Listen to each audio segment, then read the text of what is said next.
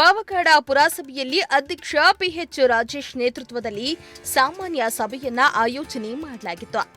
ಸಭೆಯಲ್ಲಿ ಉಪಾಧ್ಯಕ್ಷೆ ಲಕ್ಷ್ಮೀ ಹನುಮಂತರಾಯಪ್ಪ, ಮುಖ್ಯ ಅಧಿಕಾರಿ ಜಾಫರ್ ಶರೀಫ್, ಪುರಸಭೆ ಸದಸ್ಯರು ಭಾಗಿಯಾಗಿದ್ದರು. ಆದರೆ ಸಭೆಗೆ ಬಹುತೇಕ ಸದಸ್ಯರು ಗೈರಾಗಿದ್ದ ದೃಶ್ಯಗಳು ಕಂಡುಬಂತು.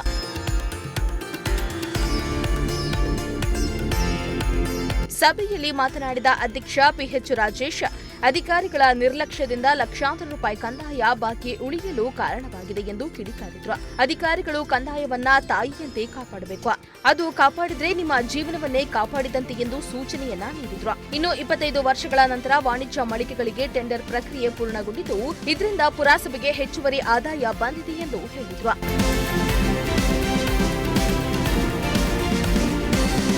ಸಭೆಯಲ್ಲಿ ಸದಸ್ಯ ಸುದೇಶ್ ಬಾಬು ಮಾತನಾಡಿ, ಸುಮಾರು 80ರಿಂದ 90 ಲಕ್ಷ ರೂಪಾಯಿಯ ಬಾಡಿಗೆ ಬಾಕಿ ಉಳಿದಿದ್ದು, ಅಧಿಕಾರಿಗಳು ಪ್ರತಿ ತಿಂಗಳು ತೆರಳಿ ಬಾಕಿ ವಸೂಲಿ ಮಾಡಿದರೆ ಮಾತ್ರ ಪುರಸಭೆಗೆ ಆದಾಯ ಉಂಟಾಗಲಿದೆ ಎಂದು ತಿಳಿಸಿದ್ದಾರೆ.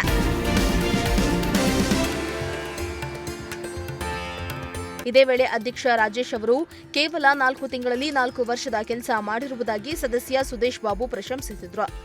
ಮುಂದಿನ ದಿನಗಳಲ್ಲಿ ಉತ್ತಮ ಸ್ಥಾನಗಳಲ್ಲಿ ಅವಕಾಶ ಸಿಗಲಿ ಎಂದು ಆಶಿಸಿದರು. ಇಮ್ರಾನುಲ್ಲಾ, ಪ್ರಜಾಶಕ್ತಿ ಟಿವಿ, ಪಾವಗಡ.